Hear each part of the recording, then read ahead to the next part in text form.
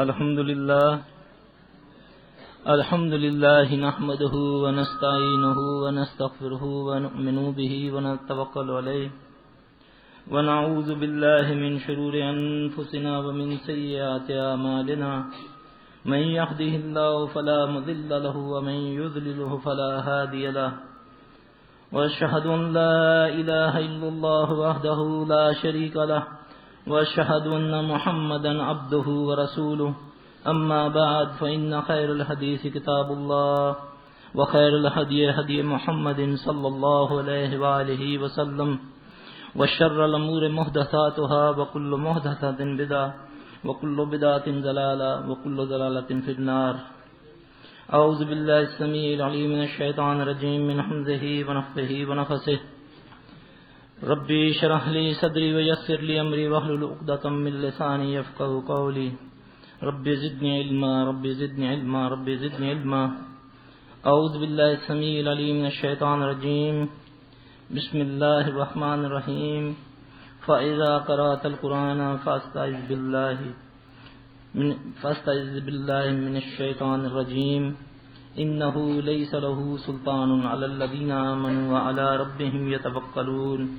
إنما سلطانه على الذين يتولونه والذين هم به مشركون.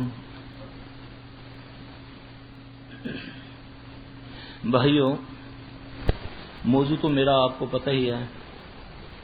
سب سے پہلے تو میں آپ سب بھائیوں کا شکریہ ادا کرتا ہوں کہ آپ نے اس قابل مجھے سمجھا کہ دوبارہ تکلیف دی. میری کوشش یہ ہوگی کہ آپ کا مختصر ٹائم لوں. ابھی جو میں نے یہ آیت آپ کے سامنے تلاوت کی ہے، یہ سورہ نمل ہے. اس میں اللہ پاک ارشاد فرماتے ہیں، جب تم قرآن پڑھنے لگو تو میری پناہ میں آ جایا کرو شیطان مردود سے. یہ بڑی قابل غور بات ہے. اب میں تو قرآن پڑھنے لگا ہوں، تو پھر قرآن تو ایک بڑی عظمت والی کتاب ہے، تو شیطان مردود کی میں اللہ کی پناہ میں آؤں شیطان مردود سے، یہ سمجھ نہ آنے والی بات. اصل بات یہ ہے کہ اللہ ہی نے شیطان ملعون کو بڑی ہی قوت دی. اب قرآن ہے، قرآن یہ ہدایت ہے، ہدایت کی کتاب ہے، لیکن کن کے لیے؟ جو متقی ہیں، جو اللہ سے ڈرنے والے ہیں. بھی میں تو اللہ سے ڈرتا ہوں. اب اللہ کا ڈر کیا ہے؟ وہ صرف اور صرف اللہ معاف فرمائے رمضان میں بنتا ہے یہ ایمان. الا ماشاء اللہ سب کا نہیں، کثیر تعداد بھی ہوتی ہے. ایمان خوف کیا ہے؟ رمضان میں نے روزہ رکھا، اب پیاس بھوک ہے، گھر میں ہوں، کوئی دیکھنے والا نہیں ہے،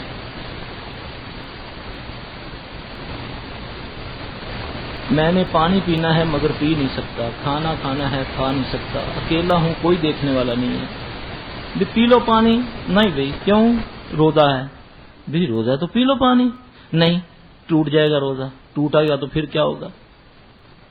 بھی گناہ ہوگا. ایمان بن گیا.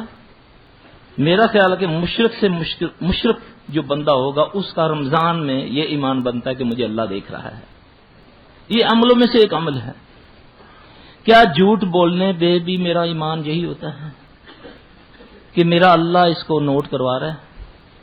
کیا دوسرے کام کرنے سے بھی؟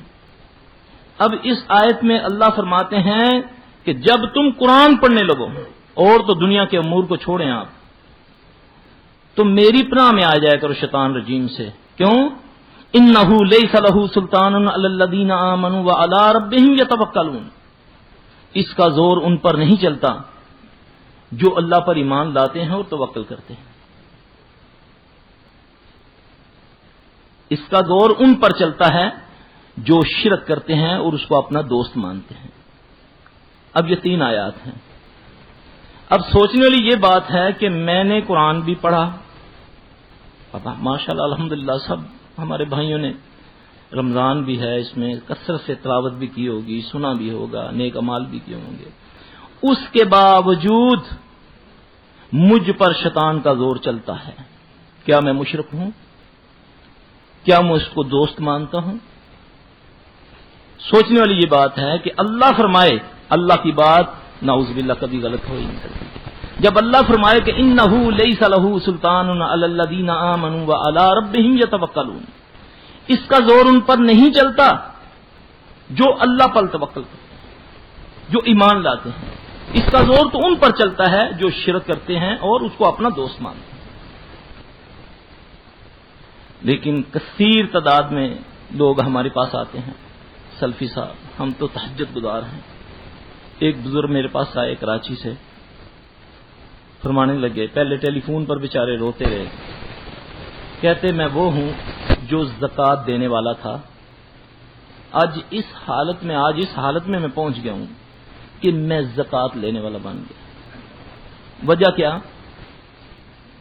کہ میرے گھر سے پیسے چوری ہو جاتے ہیں، کوئی قیمتی سامان جتنے مرضی تالوں میں رکھتا ہوں، بغیر ٹوٹے ہوئے تجوریوں سے مال غائب ہو جاتا ہے۔ میں نے ایک مرتبہ جعلی نوٹ اصل نوٹوں میں شامل کر کے قرآن پاک میں رکھے، جعلی نوٹ وہیں رہ گئے، اصل نوٹ چوری ہو گئے۔ میرے گھر میں کوئی مہمان آتا ہے، اس کے پیسے بھی چوری ہو جاتے ہیں۔ ایک تو میں ذلیل و رسوا ہو جاتا ہوں، حالانکہ میں کیا کرتا، میں نے تو آج تک کبھی کچھ نہیں کیا۔ میں نے بولا پھر نعوذ باللہ اللہ پھر ظالم ہوا، استغفر اللہ۔ نہیں میرے بھائی، اپنے اعمال کو دیکھو، کیوں کہ اللہ نے قرآن میں صاف فرمایا جب تم رحمان سے تغافل کرتے ہو ہم تم پر شیطان چھوڑ دیتے۔ اب ہمیں دیکھنا ہوگا کہ یہ ہمارے معاملات سیدھے کیوں نہیں ہو رہے ہیں۔ ہماری عبادات تو ہیں، ہم زکوٰۃ بھی دیتے ہیں، صدقات بھی کرتے ہیں، حج بھی، روزہ بھی ہے، عمرے بھی کرتے ہیں، آخر ہماری دعائیں قبول کیوں نہیں ہوتی؟ جبکہ اللہ فرمائے فَلْيَسْتَجِيبُوا لِي، میں تو تمہاری دعائیں قبول کرتا ہوں، سنتا نہیں ہوں، قبول کرتا ہوں، مگر تمہیں چاہیے کہ میرے حکم پر چلو۔ اللہ اکبر۔ قرآن میں ابھی یہ تلاوت میں جو آیت تھی، اِنَّ الصَّلَاةَ تَنْہَىٰ عَنِ الْفَحْشَاءِ وَالْمُنکَرِ، بے شک نماز بے حیائی اور برے کاموں سے روکتی ہے۔ اب ایک بے حیائی ہماری مقرر کی ہوئی ہے، ایک اللہ رسول کی مقرر کی ہوئی ہے۔ وہ قومیں، وہ ملک، وہ محلے، وہ گھر تباہ و برباد ہو جاتے ہیں۔ یہ ضروری نہیں کہ پتھر ہی برسیں، بم بھی برسیں تو تباہی، وہ تو بڑی ایزی تباہی ہے، بم برسا تباہ ہو گیا، مر گیا بندہ، ختم۔ یہ وہ تباہی ہے کہ جس میں آدمی مرنا چاہتا ہے مر نہیں سکتا۔ دعائیں مانگتے ہیں، اپنی اولادوں کے لیے آ کر دعائیں منگواتے ہیں کہ سلسی صاحب میرے بچے کے لیے دعا کریں کہ اللہ اس کو کتے بلے کی موت آئے۔ بتاؤ وہ کتنا بد نصیب بیٹا ہوگا اور باپ ہوگا کہ جو یہ کہتا ہے کہ میرے بیٹے کے لیے دعا کرو کہ اس کو کتے بلے کی موت آئے۔ اللہ اکبر۔ کہاں والدین کی نافرمانی کرنے والے پر لعنت، صحیح ہے نا؟ اور کہاں وہ باپ اپنے بیٹے کے لیے کتنا عاجز آیا ہوگا۔ یہ وہ تباہی ہیں جو آج ہمارے معاشرے کے اندر، ہمارے محلے گلیوں کے اندر، ہمارے گھروں کے اندر، اس کی وجہ شیطان نے ہمارے دینوں سے حیا کو ختم کر دیا۔ حیا کسے کہتے ہیں؟ بے حیائی کسے کہتے ہیں؟ حیا کہتے ہیں کسی کی بیٹی پر، بہن پر نظر پڑے تو اپنی نگاہیں جھکا لو، چاہے وہ یہودی کی بیٹی کیوں نہ ہو، چاہے وہ تصویر کیوں نہ ہو، چاہے وہ ٹی وی کیوں نہ ہو۔ آج نماز میں پڑھتا ہوں، زکوٰۃ میں دیتا ہوں، تہجد بھی پڑھتا ہوں، ہاتھ میں میرے تسبیح ہوتی ہے، میں پڑھتا ہوں لا الہ الا انت سبحانک انی کنت من الظالمین۔ مولوی صاحب نے کہا کہ اس کو 10 لاکھ بار پڑھ لو تیرا کام ہو جائے گا۔ اس کو یہ نہیں بتایا کہ اس کے لوازمات کیا ہیں، اس کے لیے تجھے کیا کرنا ہے۔ آنکھیں تیری زنا کر رہی ہیں میرے بھائی، یہ دین کا معاملہ ہے، دین میں نہیں شرماتے میرا اللہ بھی اس کا رسول بھی۔ میں باتیں کروں گا بالکل کھڑی تاکہ اللہ تعالی ہماری اصلاح کر دے، اللہ پاک ہماری آنکھوں میں، ہمارے ذہنوں میں حیا پیدا کر دے۔ آج جو صحیح بڑے کام تھے بے حیائی کے، ہم نے اس کو بے حیائی سمجھنا چھوڑ دیا۔ کیا کسی کی بہن بیٹی کو کسی صورت میں دیکھنا یہ بے حیائی نہیں ہے؟ ایک آدمی پہلے دور کا جب وہ برائی کے لیے جاتا تھا تو رات کا انتظار کرتا تھا. جب رات ہوتی تھی تو اپنے چہرے پہ اپنے منہ پر چادر لپیٹتا تھا، پھر جاتا تھا گندے بازار کے اندر صرف کیا کرنے؟ گانا سننے. ایک عورت ناچنے والی، یہ بیٹھ کے اس کا گانا سنتا، پھر واپس اپنے نوکر سے بھی شرماتا ہوا، اپنے چوکیدار سے بھی شرماتا ہوا رات کے اندھیرے میں اپنے گھر میں آ جاتا تھا کہ کوئی یہ نہ دیکھ لے، سمجھ لے کہ یہ بندہ مجرا سنتا ہے. مجرا کسے کہتے ہیں؟ ایک عورت ناچے اور کوئی اس کو دیکھے، اس کو مجرا کہتے ہیں. کیا یہ حیا والا کام ہے یا بے حیائی؟ بے حیائی ہے نا.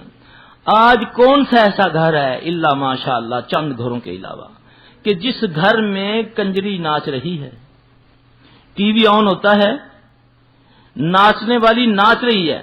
وہ تو اتنا غیرت والا تھا کہ رات کے اندھیرے کے انتظار میں منہ پر چادر لپیٹ کر غیروں سے شرماتا ہوا جاتا تھا صرف گانا سننے. یہ کون سی حیا ہے کہ جب گھر میں ایک باقاعدہ کمرہ بنا دیا جائے جس کا نام ٹی وی لان ہے، اس میں باپ بھی، بیٹا بھی، بیٹی بھی، نواسی بھی، نانا بھی، دادی بھی، بیوی بھی، بہو بھی اکٹھے بیٹھے ہیں. لڑکی ناچ رہی ہے، لڑکے لڑکیاں آپس میں عجیب حرکات کرتے ہیں. کیا وہ بے حیائی نہیں تو اور کیا ہے؟ کیا ایسے گھروں پر اللہ کی رحمت ہوگی؟ نبی علیہ السلام صلی اللہ علیہ وسلم نے مردوں کی سطر، عورتوں کی سطروں کے بارے میں صاف بتا دیا.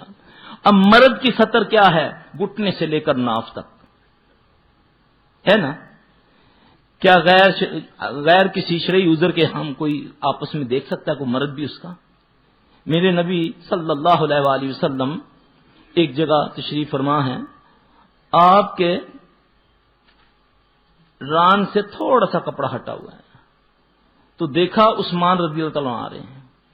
ایک دم سیدھے ہو کر بیٹھ کے فرمانے لگے میرا وہ ساتھی آ رہا ہے جس کی حیا سے فرشتے بھی حیا کرتے ہیں. میرے بھائیو، ہم اس نبی با حیا نبی کے امتی ہیں. آج بہن بیٹیوں میں بیٹھ کر ریسلنگ دیکھتے ہیں. ریسلنگ ننگا پہلوان ہوتا ہے، بالکل ننگا. پتہ نہیں وہ خبیث کون ہے، گندا یہودی عیسائی لانتی کیا ہے. ہم اس کو بچوں کو بھی دکھاتے ہیں، بہن بیٹیوں کو بھی دکھاتے ہیں. ہماری حیا کدھر ہے؟ کدھر ہے ہماری غیرت؟ کہاں ہوں گی ہماری دعائیں قبول جب اللہ قرآن میں کہے، اللہ فرمائے فَلْيَسْتَجِيبُوا لِي وَلْيُؤْمِنُوا بِي. شرط ہے میں تمہاری دعائیں قبول کرتا ہوں مگر تمہیں چاہیے کہ میرے حکم پر چلو. ہے کہ نہیں؟ اس سے غور کرنا میرا بھائی. میرے اللہ کے قانون نہیں بدلا کرتے. اللہ خود خالق، مالک، ساری کائنات کو بنانے والا اپنے قانون بنا کر خود اس پر عمل کرتا ہے. وہ کیسے برداشت کرے؟ وہ کیسے دیکھے کہ میری بنائی ہوئی مخلوق میرے سامنے میری نافرمانی کرے؟ ایک وقت مقرر کیا ہوا ہے، اس سے پہلے وہ فرماتا ہے میں نہیں کہوں، کچھ نہیں کہوں گا. لیکن آپ دیکھیں کہ ہم عذر قرآن پر دیں، علماء پر دیں اور اپنے گھروں کا، اپنے معاملات کا جائزہ نہ لیں. جھوٹ بولیں تب بھی کوئی پرواہ نہیں، دھوکہ دیں تب بھی کوئی پرواہ نہیں. پھر کہیں جی کہ ہماری عبادات قبول نہیں ہوتی، ہماری نمازیں قبول، اللہ تو ساڈی سندا ہی نہیں. استغفر اللہ. اللہ فرمائے فَلْيَسْتَجِيبُوا لِي، میں تمہاری دعائیں قبول کرتا ہوں. ہم کہتے ہیں اللہ ہماری سنتا نہیں. میرا بھائی اپنے معاملات کو سیدھا رکھو. شیطان کب قابو میں آتا ہے، شیطان کا زور کن پر نہیں چلتا، یہ میرا اللہ نے صاف کہہ دیا. إِنَّهُ لَيْسَ لَهُ سُلْطَانٌ عَلَى الَّذِينَ آمَنُوا وَعَلَىٰ رَبِّهِمْ يَتَوَكَّلُونَ. کیا اللہ پر توکل ہے ہماری؟ اگر توکل ہے تو پھر مجھ پر زور کیوں چلا؟ ضرور میرے معاملات میں، میرے رزق میں کہیں کچھ مسئلہ ہے، میری زبان میں کوئی معاملہ ہے، میرے کانوں میں کوئی معاملہ ہے، میری آنکھوں میں کوئی معاملہ ہے. اللہ کے لیے اپنے گھروں کو ان گندگیوں سے پاک کرو. جب یہ پاکیزگی ہوگی پھر اللہ کی رحمت آئے گی. نبی علیہ السلام صلی اللہ علیہ وسلم نے فرمایا جس اونٹ، ایک اونٹ کا قافلہ ہو، لمبے قافلے ہوتے ہیں جو جاننے والے جانتے ہیں جنہوں نے دیکھا ہوا ہے، اگر اس قافلے کے ایک اونٹ کے گلے میں گھنٹی ہو تو اللہ اس اونٹ کے اوپر سے رحمت کا سایہ ہٹا دیتے ہیں. اب کون سا گھر ہے اب تو ٹیلی فون ہیں جیب میں ڈالنے والے موبائل فون، ان کے عجیب عجیب گانے مسجدوں میں بول رہے ہیں، میوزک ہے، جہاز میں بیٹھو تب، گاڑیوں میں بیٹھو تب۔ ایک اللہ اکبر کبیرہ، نبی علیہ السلام صلی اللہ علیہ وسلم نے جس چیز کو ناپسند کیا، آج نبی صلی اللہ علیہ وسلم کی وہ امت خوش نصیب امت، پہلے انبیاء علیہ السلام جو تمنا کرتے کہ کاش ہم محمد صلی اللہ علیہ وسلم کی امت میں سے ہوتے، سبحان اللہ، آج اس کا یہ حال، اور ذلت اس کے مقدروں میں، اس وقت پوری دنیا میں ذلت ذلیل ترین جو ہے وہ مسلمان، کوئی اس کو پوچھنے والا نہیں، یہودی اس کو مار رہا ہے، عیسائی اس کو مارے، ہندو اس کو مارے، اپنے اس کو مارے، پرائے اس کو مارے، کوئی اس کو پوچھنے والا نہیں ہے۔ اللہ اکبر، یہ کیسے ممکن ہے کہ اللہ جس کو محبوب رکھے اور اس کو ذلیل ہونے دے؟ سبحان اللہ میرا بھائی، واللہ جو المیہ یہ ہے کہ آج جو یہ زور پڑا ہوا ہے جی ہم پر جادو ہو گیا جی، ہاں جی ہمارے کسی رشتہ دار نے ہمارے کاروبار کو بند کر دیا ہے، ہماری بیٹی کے رشتے نہیں ہوتے جی، ہمارے گھروں میں آگ لگ جاتی ہے جی، یہ ہو جاتا ہے جی، میرے کارخانے کا سارا وہ جو ہے نا مشینری وہ پگھل گئی ہے، وہ سمجھ نہیں آئی کیسے پگھل گئی ہے، میرا یہ ہو رہا ہے جی، میری بیٹی بیٹھی ہوتی ہے اس کو آگ لگ جاتی ہے، میرا فلاں ہے، میرا فلاں، یہ کیا ہے؟ یہ اللہ کی مسلط کی ہوئے نا۔ اگر عزت میں کمی آتی تو ہم قرآن کو دیکھیں گے یہ کیوں آئی۔ اللہ فرماتا ہے جب تم میرا ذکر چھوڑ دیتے ہو تمہاری میں معیشت تنگ کر دیتا ہوں۔ اب معیشت کے تنگ ہونے کے اسباب ہیں، ایک کا شپ ڈوب گیا جس کو کہتے ہیں بیڑا غرق ہو گیا، ایک کی گاڑی ہے ایک ہی تھی وہ تباہ ہو گئی، کاروبار میں ڈاکو آگے لے گئے، یہ اسباب ہیں، لیکن یہ من جانب تیرے اعمال کے نتیجے میں۔ اب اس کو دوش مت دو، اپنے اعمال کو دیکھو، تم کر رہے ہو لکھا جا رہا ہے، اس کا وبال اکٹھا ہو رہا ہے، اس کا وبال تم پر پڑے گا۔ ہائیں ہم لیتے ہیں، ظلم ہم کرتے ہیں، زیادتیاں ہم کرتے ہیں، یہ سارے معاملات ہیں، وہ کدھر جائیں گے؟ بڑی دلیری سے ایک گاہک کو لوٹا، دوسرے دکاندار کو بتایا، بڑا سیانہ بنتا تھا، یاد کرے گا آج میں اتنا لو کر دیتی ہے، اللہ اکبر، ایک گناہ کیا اس پر تکبر، سبحان اللہ، وہ اس کے ذہن میں یہ ہے ہی نہیں کہ مجھ سے یہ اللہ پوچھے گا۔